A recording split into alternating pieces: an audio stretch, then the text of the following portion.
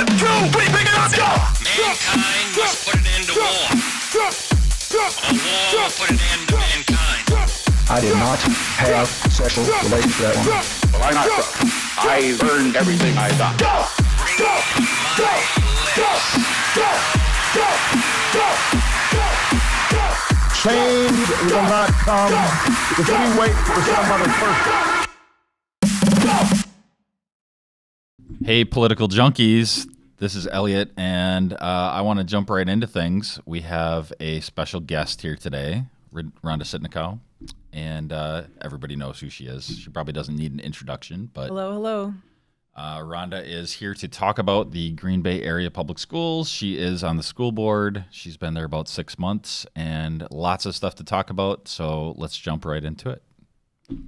Thanks for being here. Yeah, thanks for having me. Do you have anything before I hit you with my barrage of questions? Yeah, I do actually. I want to make sure, first of all, to say thank you for having me. I appreciate the platform, the opportunity.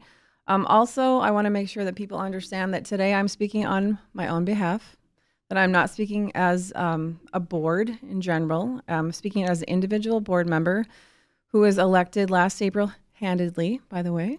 I want to mention that I actually ran basically on transparency, on accountability, and zero. And I was. Did you get the beep ready?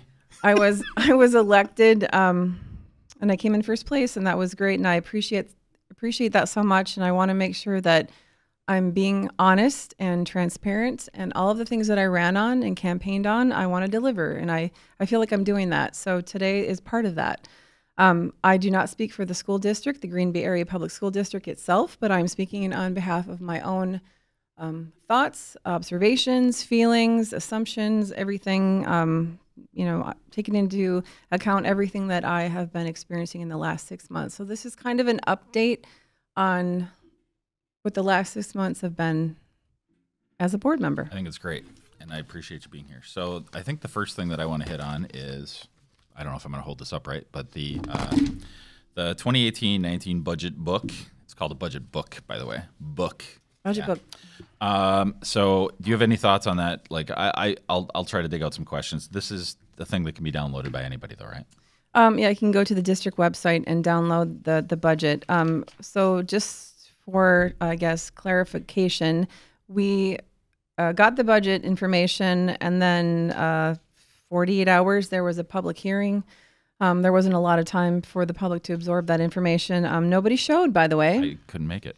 Right. It was at 6 o'clock. But I know people are busy, but you can download it on the website. But we are officially voting on this on the 29th of October at 6 p.m. at the district office building. I have heard from a few people here and there, about how they feel about a few things. But it's a $274 million budget. That's a big budget. We have 43 schools of 22,000 students. It's a lot. Well, I mean, Green Bay only has, 110,000 people? Right. So math is hard, but that's a lot of money per person. Yeah, it's quite a budget. I know they talked a lot about, and they meaning the superintendent, Michelle Langenfeld, and John Kasha, who is our financial officer, our chief financial officer. He's talked a lot about really this is keeping taxes at bay even after the referendum. There's a lot of conversation about that in regards to your taxes aren't going up unless your home value went up, right? But there's some information there about that. But that was really what a lot of the conversation has been about, was that essentially the Green Bay Area Public School District is not going to raise your taxes unless your home values went up. Okay. So how do you feel about that? Well, I mean, obviously, most people don't want their taxes to be raised. But how I feel about a budget in general is, to me, this is a lot of numbers. It's a lot of information. I want to just and jump in if you have something else. But yep. Okay, so there's the line item, and I'm not going to be able to find it now, that I saw before. Yeah. That you said had to do with the kids' school choicing out. It was like it was going up by like $1 million a year. Yeah. So enrollment into the payments to district. other Wisconsin districts, it went up from about 12 million in 2016 to 14 million in 2017 to 15 million in 2018 and 15.5 in 2019. Right. So in the state of Wisconsin, or at least in this area for sure, you are able to choice into other school districts if you want to. There's a window of time to do that. And people are taking advantage of that, obviously. Why are they doing that? That's what we need to figure out. I think that's a fair question. I'm hoping to answer that soon. We are looking into that a bit, which is a good thing. But I think what we have to remember is we need to make sure we are identifying that we are asking for people to stay. We are asking for them to, I guess, for the state to invest in our school district, and that's all due to even enrollment. the cable company has a retention department, right? Exactly. And I mean, and they have a monopoly just like the school district does, and they are notorious for having bad service. They have a retention department. Well, so I hesitate for the whole customer service thing, but that's a fact, and so it is customer service. Are we taking care of families? Are we making sure that they're being heard when they have concerns and questions? I mean, I ran on this, right? I experienced this as a parent myself. It's why I ran, frankly, because I was being, I guess, held up in the chain of command. Okay, if you go to the district website, if you have a question or concern, there's a chain of command. If you know, just like a contact form where I can just punch in a question. No. If you know to go to the website and look for this, then you actually know what to do. But you start with basically the family, and then here's the board member, and it's 14 steps to get to the board member who you went out on election day and cast a vote for, so that you could actually contact this person and have your voice heard through them. Seems reasonable. You said there's 4 steps. Well, there's more than 4 steps. So if the parent and the student have an issue, they would go to the teacher. The teacher. Then they would go to the principal. Then to the superintendent. And then to well, if you really want to, that'd be the 4 steps. No, there's no. If there's, that doesn't make any the sense. principal has an executive director over them. Then there's an associate associate superintendent. Then there's the superintendent. The Board of Education is the last step, by the way. I think most people don't even bother to do that. They just contact board members. That's typically they're the elected officials. Right. So it's like an alderman. So back to the customer service piece of it, I think that is very important. We need to make sure that we are serving families and the access is there and they don't have to go through all the hurdles to be heard and considered, because most people just give up, right? I wouldn't go through 14 steps. Of course. Is that the point? You know, like you think about like customer service again, a phone tree with all these complicated options. And you're just like, never mind. That's what it feels like to me. That's a lot of times that's what happens. Not everyone can advocate for themselves, right? I mean, I gave up at some point and just said, you know what, screw this. I'm just going to run. I'm going to be your boss. That's what I'm going to do. And that's what happened. So I think that's part of what I think we need to realize is if we're going to truly serve people and make sure that they can be heard, number one, we have to be honest with them. Number two, we have to make it easy for them. So customer service is a big part of that. Back to the line item at the agenda, or the agenda of the budget. So that is a part of it. I do think that we have to recognize there's a lot of competition out there. I've said before, we can't fall on the voucher sword, right? We have to make sure that we are doing what we can to take care of these families, the teachers, the support staff. We have to really keep our system in check if we want to retain. It's just like it's like a business. You have to treat it that way. Well, and so in terms of good business, so where is administration on the list here? So I'm still waiting for a little bit of clarification on this, and I probably will have it by the time this is aired, but it's on page 12. There's a lot of specific, it's broken up a bit. This is all administration? No, this is the whole budget. No, page 12 actually in the budget book is, you've got people services, instructional services, general administration, school building administration, which is principals and assistant principals, business and operations, central services. There's a lot of line items in that, for sure. There's a lot. Yeah. So school building administration and business and operations. Which is, Business and operations, that sounds like that's the administration downtown. well, I'm still waiting for So that's clarification on that. 13% Yeah. budget. It's significant. And my thing has always been, just like anything, our bottom line and who we really work for are kids, students. Right. Who's around the students? Who is actually literally, these are The executive director of secondary education. no, that's actually, no, the staff and support staff, the people who are in the classroom. Oh, teachers. Okay, so Oh. can I just add to this? We spend a lot of time. We have 4 to 6 hour board meetings every 2 weeks. They're long meetings, okay? Just once, I want to sit and look at a panel of staff, support staff, teachers, librarians, school nurses, anyone. I want to look into the eyes of these people. I want to talk to the people who are next to these students, who are with these kids all day, who are literally in the trenches with kids. That's who I'd like to talk to. That's not who we talk to. Well, I mean, that's why everybody thought it was ridiculous, but I kept saying for Washington Middle School, why was the immediate reaction to not have the next school board meeting at the school? And I got some mumbo jumbo run around about, oh, well, we can't live stream it then or something. I'm like, really? I'll bring my iPhone. We don't live stream it anyway. So I'm not really sure why that happened, but Because that would get you closer to what you're talking about. Where if you're in the school, the one that's troubled, it shows that the board cares, but also it gives them an opportunity. They're there, they work there. You're coming to them. It's customer service again. so I talk a lot with my job in regards to, I talk to people all day long. They ask a lot about school board. How's it going? What's going on? So many people are surprised to hear that there's not a lot of conversation happening with people in the classrooms. I mean, I will say this. I have a lot of staff reach out to me personally because they know I'm going to listen. They know I'm going to return the phone call, the email, whatever have you.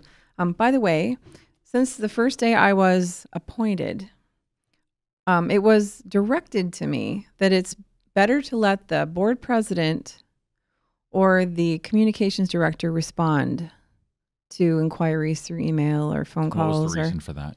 I'm not sure, but I feel like they're reaching out to me personally. I'm going to respond to them, and especially Is that protection so that you don't give out bad information? I have no idea, but here's the thing with that. I don't know who speaks for me. Are they going to tell this person how I'm feeling and thinking about things? Maybe they're not going to give the right information. Maybe they're not going to. Maybe that's not the person that they actually wanted to talk to, because that's why they reached out to me. Right? I mean, that's the whole thing. I believe as an elected official who represents many people, not just the school district. 110,000 people. Right. More than that. Because it's 8 municipalities. Right. That you deserve an answer from me personally, and not some thanks for your concern and thoughts. Here's someone who you didn't reach out to, and you can talk to them. I think it's important to note that because so many people don't understand how this all works. The bureaucratic beast is real, okay? They're actually, I feel like we talk a good game about wanting to make sure we serve people, but we're truly not wanting to make sure that these people are considered and heard. And that's a problem for me, and I've never, ever, I didn't make a big deal about it. I just respond to people. So, and you didn't make these decisions to put these levels in place, but do you think that it was intentional to insulate the people who could actually make change from the people with issues? I don't think this is actually any different than a lot of corporations, but corporations have a lot more. They can be more insular because they're not operating on tax dollars. So there's that. I'm not entirely sure, but what I do know is that I've never felt personally that my position there was to just punt it off to someone else and let them answer. Maybe because I went through that myself as a parent. Right. Yeah. So anyway. So anything else on chain of command? Chain of command. I thought it was really interesting. They actually, the school district had put up a thanks to the Board of Education That post makes me so mad. on the. Thank you for that. But the reality is, they thanked us on a Facebook post, but no one's name was there. There was just pictures of us. I thought that was kind of strange. It was strange. Right. No contact information. I don't know. It was like, it was very gratuitous. It felt very gratuitous. The fact that we didn't even have our names listed. So that was not that I need to be, yay, Rhonda cheerleaded, but that was just a very odd post anyway, going into that.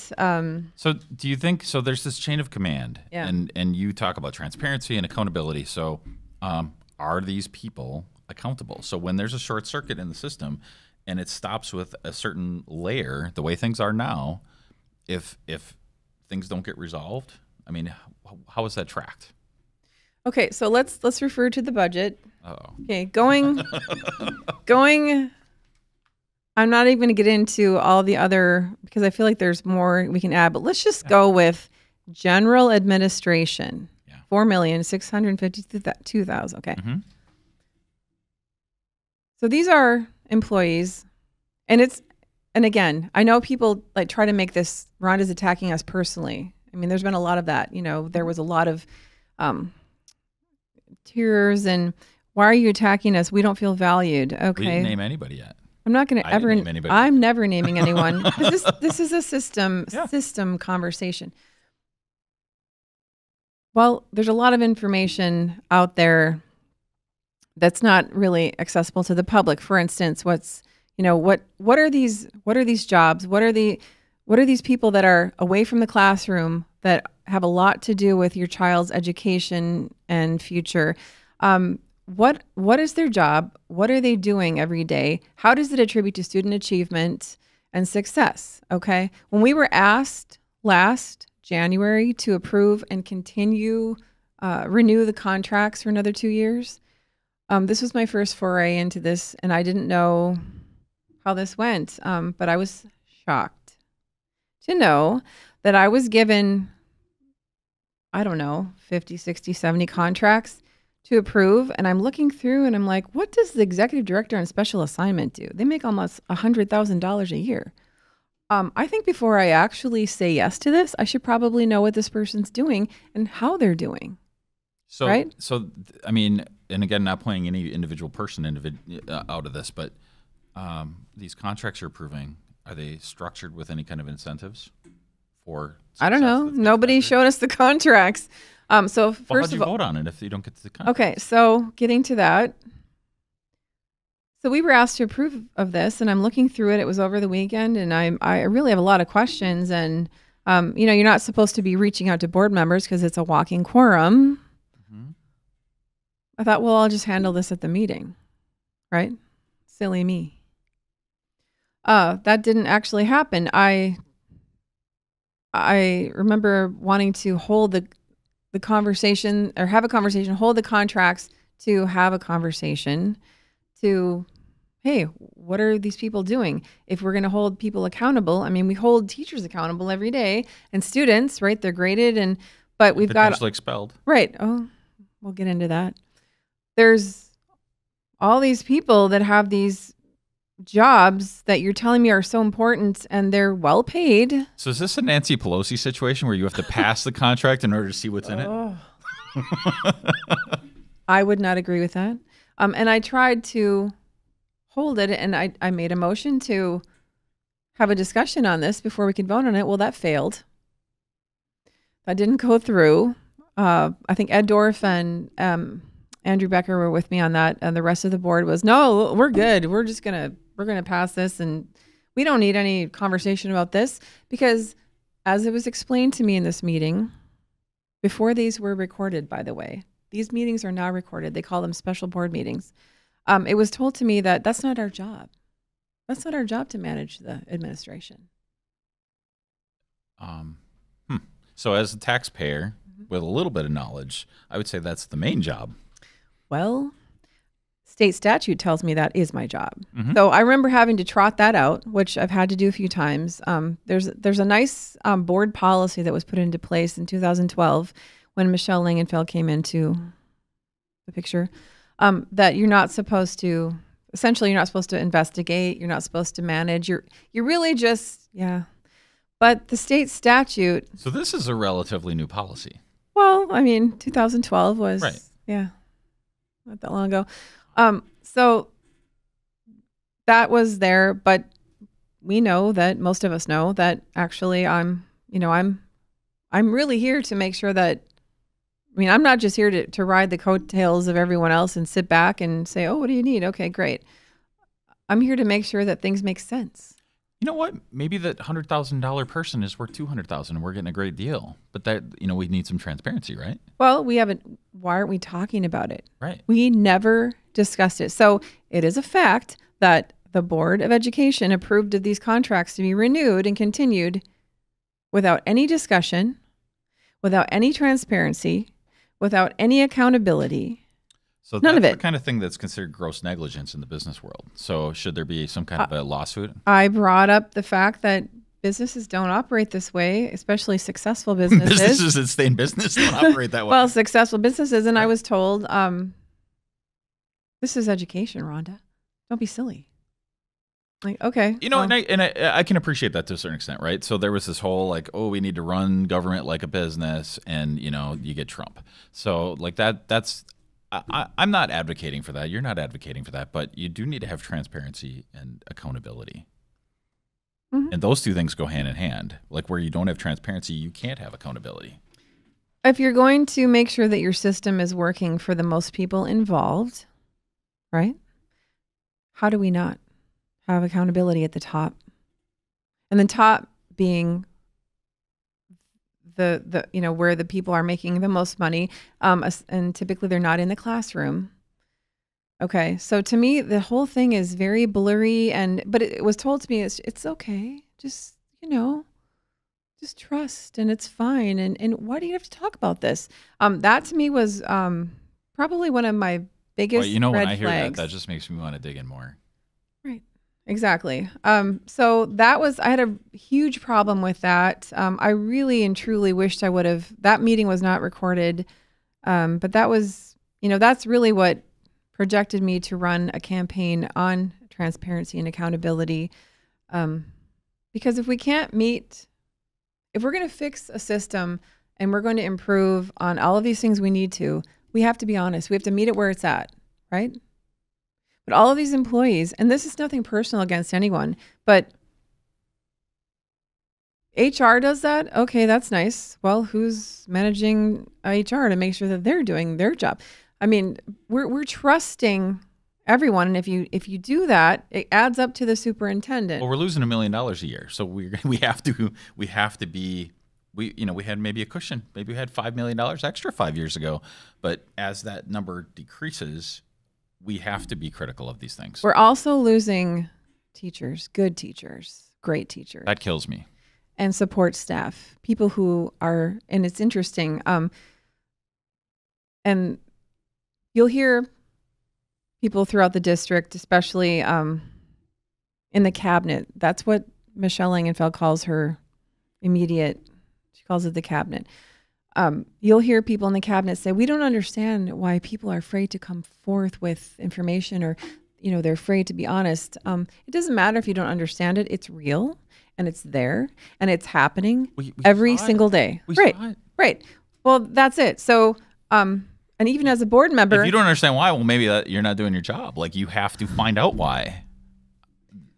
Well, regardless, I'm still getting emails from teachers that have resigned and have moved on. And now they're just like, whatever, I need to be honest because I still have friends who work in the district. And they care. The good ones are actually sharing this. And I'm sure that's not an easy thing to do. No, of course not. Because you're opening yourself up to counterattack. Yep. Well, and I call it the pattern of indifference, frankly. So That's good. that's there. That's what that is. So that's actually real. Okay. So you can't say that, and any teacher that may watch this or know about this will know what I'm talking about. It's okay, just be honest and go to your supervisor. Okay, well, and then things don't always go so well that way. But we are seeing people come forward after they've resigned. So we are losing, especially when I think about, I've had to approve of resignations, a lot of special education staff. And considering, they note in the budget we've spent $6 million more in the last 2 years on special education, but we continue to lose staff. Okay. Why aren't we talking about that? Well, we are. Yeah. But nobody else. We don't talk about that. And when you bring it up, what I brought it up not that long ago, it was, well, it's a national trend. Okay. That's not answering my question at all. What's the national trend? The teachers are quitting? That, well, there is a shortage of teachers to some degree, but there's special education staff are dropping like flies, and they are to me, and that's a problem. I feel like there's so much tap dancing around. We don't want to make people uncomfortable. We want to make sure we're nice. We don't want to offend anyone. But the reality is the system is not working. Right. So special education staff, they are responsible for doing like what kinds of things? This is for disabled students or students with mental, physical disabilities, emotional, there's a lot in mixed in with that. So we have things budgeted and we have vacancies right now. We've had people resigning. Yeah, it's happened. I can't imagine that being, personally, I can't imagine even a regular ed class. I could never be a teacher. I think the world of them, and I thank them for what they're doing. They're parenting other people's kids essentially all day long. I can't imagine. I love being in the classroom. Well, it's because it's energy. I love that energy. Like I think it would be. That's the greatest hour you can spend is an hour. Okay, but classroom. In an hour. But think about that. That is your being a teacher would be tough. Yeah, there's no question. Okay, I right. respect that. So being a teacher and then really not being told that if you have an issue, don't even think about calling the Board of Education, right? I feel like there's not enough consideration. There isn't enough consideration in the world that these people they deserve all of it. So without like calling anybody out and be as vague as you need to be, but so what would be an example of something that a teacher or special ed staff brought up that like short circuited? Well, just recently I've been told that kids are fighting, hitting, kicking. That's what's happening in some of these classrooms. I just don't know how we can't make sure that we take care of these people.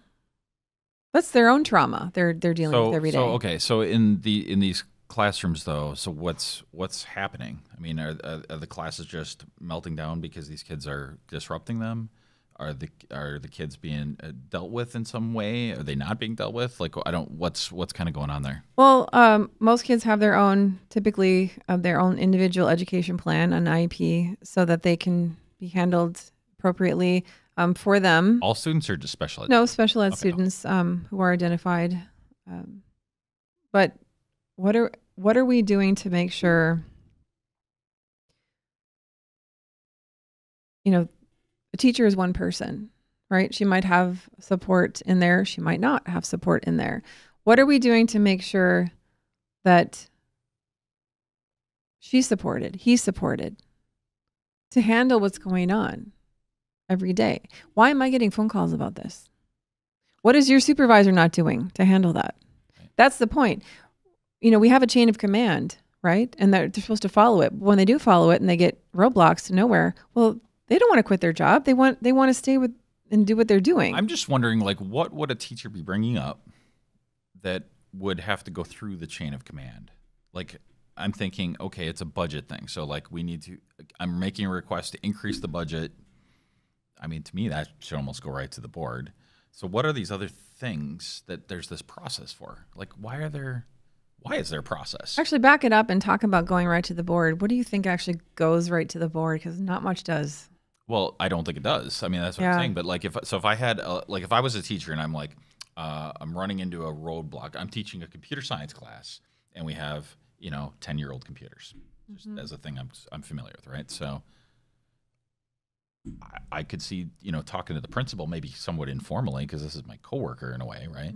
But as like an official request, like that should go up to the board, I think. Like, so I would shoot off an email to the board if I was a teacher. I wouldn't go through some chain of command. I'd say I think this is a problem. I think you guys should be aware of it and you should look at it. Done. You like your job though as that teacher? Are you happy being employed? You're not going to do that. That's not going to happen. And that's what I'm talking about. That's nuts. And if you look at the surveys, this isn't just me talking. If you look at the surveys out there, it tells the story. The story surveys of the teachers? Yeah, the story tells you that it's meh, right? That's what most of the results are. Not to mention the people leaving. I mean, they can say all they want that it's not, we don't understand the problem, but you never really asked what the problem was. So that proves it itself that people are leaving. Yeah, they're going to other districts. They make the fact that excuses for that, that, but these teachers are going to other districts and then students are going to other districts and that's costing us dollars. I think that's a big deal. It's costing us dollars and like good, a significant good number of dollars. Teachers and support staff. So, yeah. Anyway, so if you don't have anything else on that, what do you think about safety? Okay, so safety that's got to be a silver lining. This has got to be all good, all roses. Safety is a loaded word right now. Okay, so again, this is my individual board member's opinion on safety. Safety is also a political football right now when it comes to state elections. We're going to invest in safety. We care, right? Okay, well, a lot of what's out there, what's being talked about is the what if. Okay. So what if something happens where, like on Valentine's Day, where we had the Parkland shooting, or we had a school shooting and various other shootings that have happened. Okay. Well, we know that our schools are secured at all times. It would take probably a lot to get in the building in the first place. So when we talk about safety, my mind goes to what I see on a weekly basis as a board. Actual things that are happening. The actual things, like today, yesterday, last week, last year. And the things that can fester and become a more violent issue. Okay, so, right. Well, and safety is a very interesting word for kids personally that are in crisis a lot of times. That's what that is. But it's very... it's interesting, and we probably differ on this, but there's a lot of state legislators who are, we're going to invest in schools, and here's $1,000 million, $100 billion for armed guards. But okay, thanks. You're a little late on that. We need help with kids who are dealing with everyday issues, and the people in the classroom who have to, take care of them. So what about, what about that? We have issues happening every day. As a board member, I get messages because after Kirsten Westcott came forward and told the board and resigned of what she'd had enough, and this is why it was determined that the board should be more transparent with what's happening in the schools. And so there are messages I get on my phone about that, and I think those are important messages to get, because how can I make decisions for these schools when I don't really know what's going on? I think we can improve on that a little bit, by the way, lately. There are things I find out from the public that I'm like, hey, why didn't we hear about that? Because that's kind of a big deal. But those messages tell me a story that is happening every day in the schools with kids and students. That's what we need to take care of. So when you give me $100 million or whatever it is for armed guards, okay, that's nice. First of all, we know that doesn't actually deter certain shooters have gotten There you through. have police if there's a clear and present danger. Well, and let's be real, we have some schools, we have 30 some doors. But if we really want to help with safety is a word that it's a very ambiguous word, right? And it doesn't really talk a lot about the human piece of it, which is, again, kids in crisis, kids who need help, kids who are struggling because of their everyday lives, and they're in school. And sometimes this is the best place they can be, but they're having a hard time being there. So I'm not really, I mean, there are issues of safety because kids just, they short out. They can't handle it for whatever reason. What are we doing about that? I know what we're not doing about that. We are not, in my personal opinion, okay, we lost the message war or the message when the chief of police met with the superintendent. Right. Okay, that was one of the biggest, honestly, the biggest face plants I've ever seen. I was working in the afternoon and I get 30 messages on my phone. My phone's blowing up from teachers, from parents. What are you, crazy? You're going to put, armed guards, schools, what's wrong? Because here's what happened. You had the chief of police, the superintendent, and a board member in the same press conference. So even NPR reported basically that it was a done deal. Okay. For all intents and purposes, you have an appearance of we're putting armed guards in schools. I had so many people that were so angry. I didn't even know what they were talking about. I had to go back and watch it. Who decided that was a good idea? What was that? The thing is, though, people, the things that get all the media attention is the guns. And what doesn't get the attention is, the incident that I had when I was in JA, when I was in I think it was a 4th grade, and a kid, had some kind of a just random freak out. And those things don't get talked about. Like, I didn't know that was a thing that could happen, and I didn't know what the protocol was, and it was bizarre. And apparently there isn't special ed staff that can immediately attend to these things. So, like, it disrupted the entire class with a volunteer. And that's not good. And an armed officer, that's not going to do anything about that. So I agree with that. The problem, when I talk about when I hear about the issues, like the school shooting that happened in Florida, like, these are students that are doing the shooting. So, like, armed guards, I don't really know that is a help at all. Well, okay. So I had a really big issue with the chief and how he talked about the bad guys, the crazy people, right? And we invited him into, as a result of that shit show of a press conference. Well, that's really not happening. Like, random crazy people are not entering the schools. That's really not the point. The point is, we had this press conference that set everybody on fire. So now we have to problem solve and figure this out. So we're going to have community engagement sessions on safety. Okay. And where the chief spoke again. Okay. I took everything I had not to go ballistic on this, because these crazy people, these bad guys, they are suicidal kids. They are suicidal children. These are the people that are coming to your school typically to do these things. Is this really what we're going to call them? Is this really how we're going to refer to them? That was a huge fail that was one of the things that made me sit up and go, okay, I need to pay more attention to what's going on here.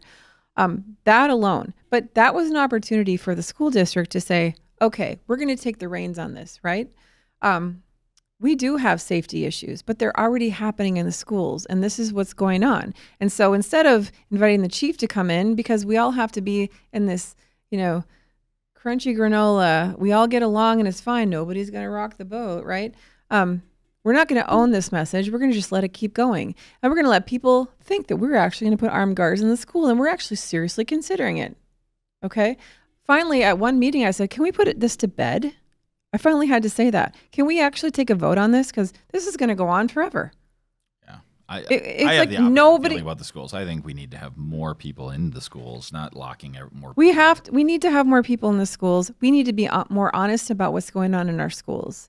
Okay, so moving into, it just reminds me of what's happening when we talk about expulsion hearings. This is something that I posted about. I did an interview recently because it is something that's on my brain all the time. It's honestly been the worst part of being on this board is having to go through an expulsion hearing, which is a closed session.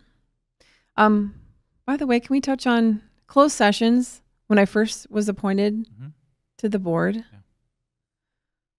we would go into a closed session and we would vote to go in a closed session.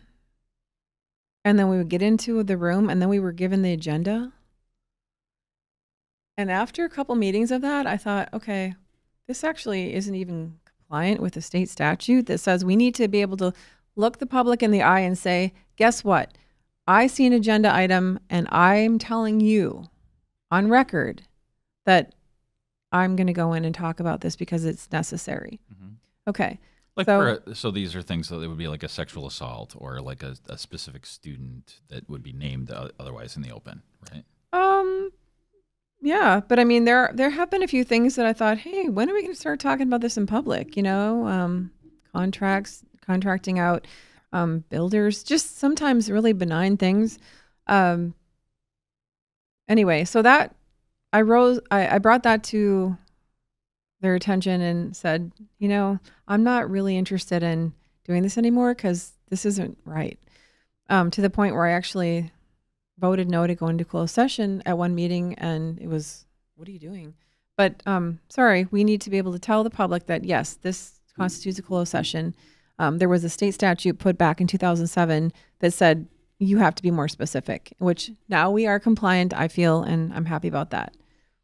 But the expulsion hearings aren't even listed specifically on board agendas. It's a special board meeting. Okay. I've seen that. Right. So let's just be, if we're not going to be honest about it, what we're doing, what does that say? What is that saying in general? Well, what it always says when things aren't transparent means I would rather you don't know.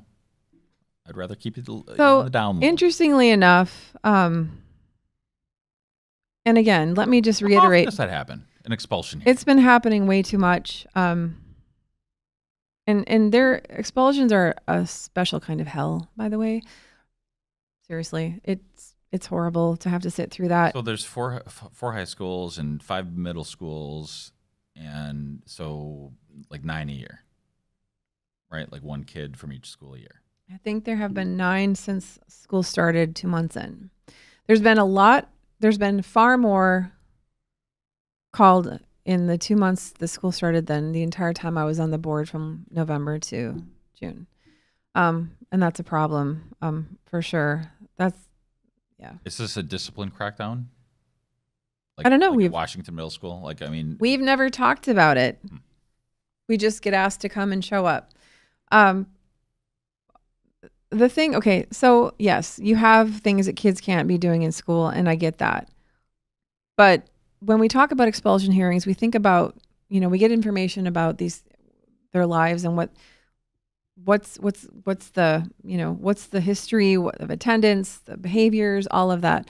And when you look at it, what you typically see is kids that have been a lot of times in elementary school, they've been to 3, 4, 5 different elementary schools because they're very transient in nature, what's going on with their families. And to me, that's disruptive. Of course it is. Of course it is, especially when you're a kid, and that's, you know, that's your forming formidable years. And what are we doing, right? And that's one thing that I thought about. We ask questions of the board has ultimate say in expulsions, and we're always asked, does it meet the criteria for expulsion? Did the behavior, you know, why aren't we asking ourselves, what are we doing? Did the board fail? Did the district fail, essentially, this child? And where could we have actually helped this child out, the student out, throughout this history? You know, it's all based on the incident typically for why they went to expulsion. Well, that's the straw that broke the camel's back. But why? How do we get there? Well, okay, and then give you a history of that. But like, if you use the case of kids going to multiple schools, like, okay, what do we do about that? How do we fix that? How do we even make an impact on that? Well, we can't obviously, that's something's going on. But maybe, I don't know, maybe there's something happening with their, they're not stable in their living situation. A lot of times there can be immigrants, people who don't know the resources that maybe the county has for any of this. Maybe there's something that they don't know they have access to that we can actually help them with. Because if you see that happening, if a child is switching, we can see that they're switching schools. Okay. We don't have to look deeper into that. It's happening. Who's reaching out to them? Is someone reaching out to them? Are they actually saying, do you need some help? Is there, we notice you're moving around a lot. What's going on? Is there someone doing that? Intervention at that point, I think would be better. So I'm just going to try to be devil's advocate on that a little bit. Of course you are. So how would we know? So are you looking for a report to be made? Like, okay, so every time a student switches, do we need to analyze this kid? Or if they switch twice, do we need to take a look at this? Do we need to have another bureaucrat in charge of that actual process? And knowing that these are all elementary schools, and there's like 20 some elementary schools, right? How are you supposed to handle that? Okay, so if a child, because you have to go through a process to switch throughout the district, to switch schools, someone's seeing that happen. Okay, that's common sense, right? I just had a child. This is their third school in 4 years. Right? But you're saying that person isn't answering isn't asking the question, and it's their responsibility? Like, that sounds like it might be like an intern entering something into a computer. I think it's fair to say that we need to recognize when kids are in disruptive, transient, lifestyles, and we maybe need to check in with them and make sure to see what's going on, offer extra support. I'm not sure. Are we doing that? These are things I want to talk about. Yeah. So you don't have an actual solution, but nobody's even talking about it. We're not talking about it. Yeah. Okay. Well, we are now. We're talking about it. Right.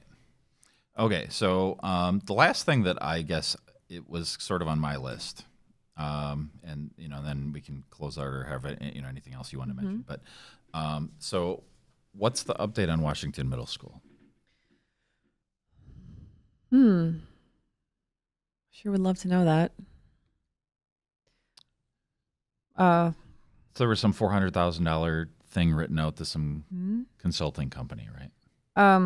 American Institutes for Research was given $400,000 to help with the turnaround after there was new principal hired.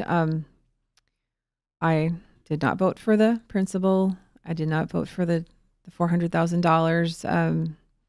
I feel like, we already had a turnaround experience at Fort Howard School that was paid for by grant. I'm assuming we have some notes on that somewhere. We didn't have to write another $400,000 check out for an outside company to come in. We have very, highly paid administrators that maybe could look at those notes and implement those systems. I just wasn't convinced that that was the reason to do that. I also wasn't convinced on the principal choice. Washington Middle School has had, I think, 9 principals in 10 years. I was not part of those interviews, but yet I was asked to vote on it, right? I wanted to know who the finalists were. I, as a board member who was going to vote on that decision, had to send state statutes to my board president to say, can I see who those people were? Who else was all considered? Because I'm not sure about this. Yeah. But then you got that? Well, I had to. Well, I initially asked for it, and I was told, well, we don't typically do that. If I could tell you how many times I've heard we don't typically do that, well, we've been doing this since I've been here. Well, since you've been here, the number of students enrolled in the district keeps moving out of the area. Well, and as do teachers. 9 principals in 10 years tells me I kind of want to dig a little deeper. Yeah. Sorry. So when you have that, when you have a revolving door like that, that is the definition of no accountability, really. It seems like it's accountable because, the person's not doing the job, we're firing them. But yeah, nobody who's accountable now. Who's accountable? Is the person who is hiring the principal? Is that person accountable? And we're going to do something to this person? Is I forget the titles because I don't even know what it is they do. But like the executive director of this or that, is that person held accountable? Well, the last principal that was hired at Washington Middle School was hired with a very broad community panel. Okay. And I think 2 board members. But again, this really was just, here's the person and please vote yes or no, obviously. Mm-hmm. That was a really important decision. And I had concerns. Right. And I think were valid. And I raised them. And people probably wonder why. Well, I just felt like it wasn't, to me, it wasn't, I wasn't sold on it. And I had some concerns and I brought them up and I caught hell for that, which too bad, because at the end of the day, I'm making a very important decision for a lot of kids and really for a system at the same time. The union actually lined up 7 or 8 teachers at the next meeting to come forward and basically, things are fine. Don't talk about our kids this way. And your concerns are, that's fine. Let's null be and void. about it. Well, but my thought was, and of course, I respect teachers. I honor what they're doing every day. I sat back and I listened, and there was definitely there was a lot of innuendo. I knew they were talking about me, right? I wasn't going to fight with teachers at a school board meeting. But I also wanted to say, I was thinking the whole time, okay, fine. If things are so great there, then give that money back, right? We'll give it to another school. We'll give it to because I had a lot of people reaching out saying, thanks a lot. Thanks for giving Washington this money. We could have used it for this, this, this. Right. Right? I kept thinking that, okay, well, things are so great at your school, as you're saying they are. For $400,000, then give me that money back. I mean, there should be a public monthly report. Okay, so there hasn't been. Going back, that was a long explanation of your question. Yeah. We had a somewhat of a preliminary type of update in August, but there hasn't been. I don't know the changes. I don't know the updates. I don't know if the system is working. I don't know if the turnaround partner is making headway. I don't know any of this as a board member. We have not talked about it. I do remember while we were voting on this proposal, because another thing that's notable, so AIR, the turnaround partner, if you look into the history of what they've done, it's typically 3-4 years before you see a change. Okay, so the $400,000 is like the down payment, really, okay? Where's this money coming from? How's it being spent? What are the changes? Is it working? Is it not? Okay, so don't try to tell me that $400,000 and we're good, okay? Because that's not what history shows. That's not what the research shows. Honestly, I don't know why this is so hard. Maybe it has to come from the principal. I don't really care, but somebody should be producing, a 1-page. This is an update on Washington Middle School. Well, especially considering that this money came out of the general fund. Right. Right. Taking away from actual things we need. It was told that we had this money because we didn't hire substitutes, which is another issue. But we have not had an update. We had something in August that was kind of just, working on it. But at this point, we haven't. And I remember a board member, Andrew Becker, actually had said, I will vote for this, but we need to make sure that the public is apprised to the progress, right? Take them along the way. It's their money. Mm-hmm. New principal, $400,000. Yep. There should be a monthly Where are we at? Public. Right? Where are we at? There's no question. There's no question in my mind. Right. So, and maybe that's coming. Monthly. I don't know. There should be one already. But I feel like, well, right. That's not too much to ask. 1-page report once a month.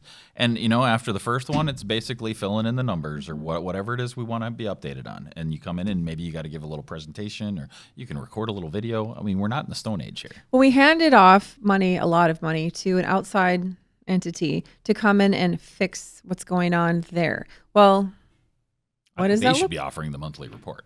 Right. So, yeah, to this day, nothing.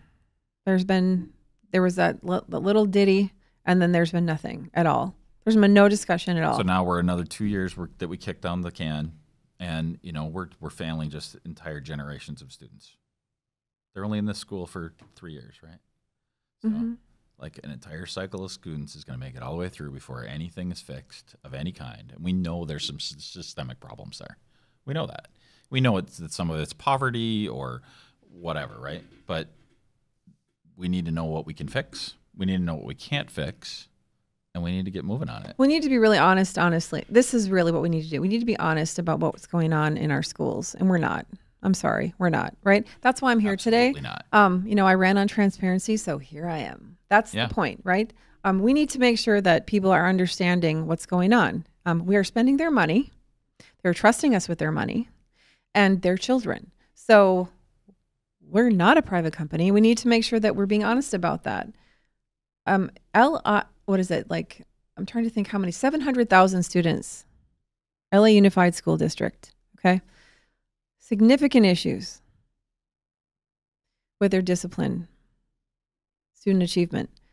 They have reduced the numbers for expulsions and suspensions, like dramatic difference. But guess what? They actually provide every month their numbers on their website. They provide the numbers of expulsions and suspensions. It's transparent. It's out there. Green Bay Area Public School District, you have to do an open records request to get that information. You can't actually just go on the website and find it. Why are we hiding this? What is it? I mean, when you go through life and you look on any other issues or topics, if you're not being honest, right? It was like Alcoholic Anonymous 101. Honesty. This is where we are. If we really want the community to wrap their arms around us, which the superintendent says on a regular basis, then we need to be honest about what's going on. Yeah. We have to be. Well, and I actually feel that way about I was Googling around for some stats on, the Green Bay police situation. And there's not a whole bunch of transparency there either. No. And you know what? In some ways, I can understand that, and some of that can be explained, right? But like, there's not even like just big bucket numbers that you can decide any policy changes. And then that makes me wonder, well, is that not even being studied? Is it not even happening? Does nobody care? Am I the only one? Am I the weirdo then that brings it up and puts a Facebook post and then has 1,000 people saying, you're such a moron and rock the boat, whatever? Well, no, what they fail to remember is that, again, this is not their money. This is the public's money. Yeah. And if you want to continue to say that maybe, for school districts, especially public school districts, we don't have enough funding. Okay, well, if you want more funding, you have to be honest about the funding and how you're allocating it, right? You can have a huge budget, but if you're not able to organize the people in the way you need to make it work for you, and you're not honest about it, if you have nothing to hide. Right. So to me, we need some new management.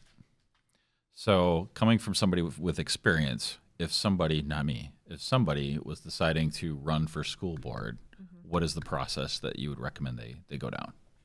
So we have an election coming up in April. I think it might be the 2nd. April 2nd or April 4th. There's 3 seats open.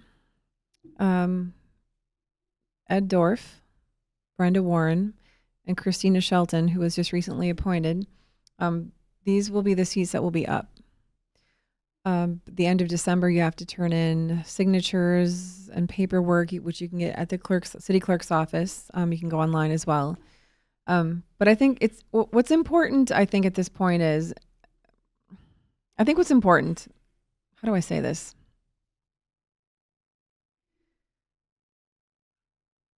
Kids need adults to be objective. They need us to be honest. They need us to make decisions, sometimes really hard decisions for them, right?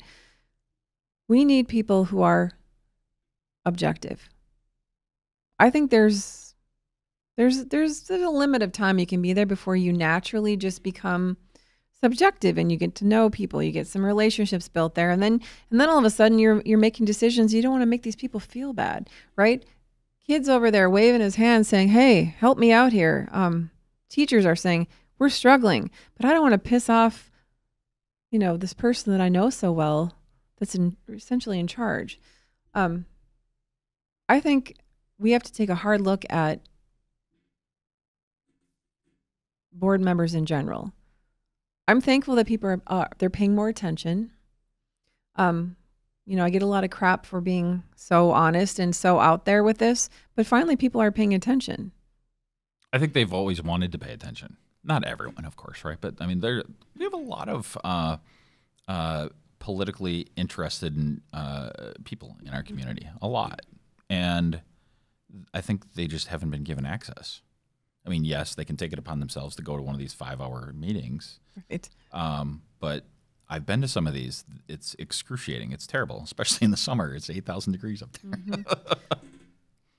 No, we need people to be talking about what's happening. We need board members that recognize who they actually represent, and the fact is that they do represent the constituency, the 8 municipalities. It's not just the school district. We need board members who are willing to make bold, courageous decisions that are uncomfortable, that might make fellow board members or administrators not feel good about things. We need people who are truly invested in accountability. We need to change something because it's not working. It's not. I don't know. Ask anyone out there if they're satisfied with what's going on. I'd love to hear that they are, because I can't imagine they are. So more of the same, right? Status quo is what you hear people say, and that word gets overused, but I'm sorry, that's what it is. So running for school board, I'm more than happy to help people out if they have questions. I think I did it pretty successfully. It's really about just getting your message out there. Why? I think that's the bigger problem. I mean, Yeah. it's an at-large seat. So, like, it's a city, more than city. You said 8 municipalities. It's across the entire district. It's not. You don't have a little, like, an alderman. Like, you can't knock on doors for this. No, you can't. I relied a lot on social media, which is pretty cheap to operate. But just be honest. Tell them why what your interests are, what you're doing. But more importantly, don't run on something and then drop it off, outside the door when you walk in the boardroom. Follow through. Well, but you're sort of a celebrity in Green Bay. So, well, yeah, you are. Okay. So, but you have name recognition. People know who you are. Okay. Mm-hmm. So, I think there are a lot of people who are interested and motivated, but they don't have that kind of name recognition. They weren't a principal. They weren't, they're not politically connected. So, do those people even have a shot? Of course they do. So this is what you can do. You can give people what they want and what they need. You can start having a conversation. That's all I did. I started talking about issues. I started talking about the things that I had challenges with. I started talking about systems that weren't working, that people identify with. You have to identify with your audience, right? Mm-hmm. That's part of it. So you start having a conversation with the public, and you're inviting them in, and it's a safe place to talk and have their concerns heard. I returned phone calls and emails and all of these things, and that was one of my biggest issues with the whole chain of command. I responded to these people through a campaign, very responsive. Mm-hmm. I'd go to coffee, lunch, whatever. I want to hear what your concerns are. If I'm asking you to pay my paycheck to be your representative, I'm going to listen to you, and I'm going to continue to do it even once I'm elected. You're not going to have to go through 45 stages to get to me. I'm very accessible. And I think if that's what people want, it's not really rocket science. People want to be heard and considered, and especially parents who are struggling and need their voice heard. You just have to find a way to tap into that. And social media is perfect for that, because you can reach a lot of people, catch attention, go to a board meeting, find a topic that you feel strongly about, and start talking about it. You're still kind of a celebrity, though. I think it's easier said than done. And, but take that for what it's worth. So I think we're done. I think we beat a bunch of things to death, but it would be awesome if you could come back next semester. Mm-hmm. Like maybe we do this, again next spring or something. Sure. And give me an update on Washington Middle School, because if we don't have an update by then, I think I might lose my mind. Mm-hmm. And in terms of how you can get engaged, and it is April 2nd, It is, okay. I will also, help give any kind of guidance that I can offer anybody who wants to run for school board or any elected office for that matter. And even if you politically hate everything I stand for, I would like to go to the ballot box and have 18 choices, not 2. That's not cool. And you can always reach me on Facebook. We have an awesome engaged Facebook group on the Blind Partisan group on Facebook. And if you're watching this on video, hit the little subscribe button, and you can get alerted when the videos come out. And I think that's good. We're done.